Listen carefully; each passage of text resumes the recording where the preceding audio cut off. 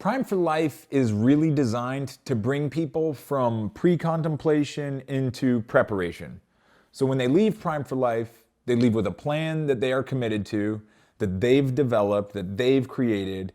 And then the treatment process or counseling or anything that comes after is really going to help with that action stage. Now, sometimes people need additional support, and a lot of people, once they have a plan in place that they're committed to, they'll just do it. It's like, hey, I've developed a plan, I'm going to put it into action, and I'm just going to do it. And again, some people will need additional support, and that's where counseling comes in and other additional services can really help. And Prime for Life is, again, really designed for what comes before that. Action is about implementing my plan, modifying it as needed, because sometimes it does need to be modified, and then continuing to increase commitment and increase motivation.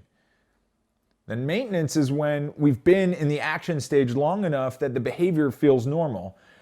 And that takes some time. For some behaviors, it may take longer, and for others, it may take less time. It depends on the person and the situation. And once their behavior feels normal, then we would say the person is in maintenance.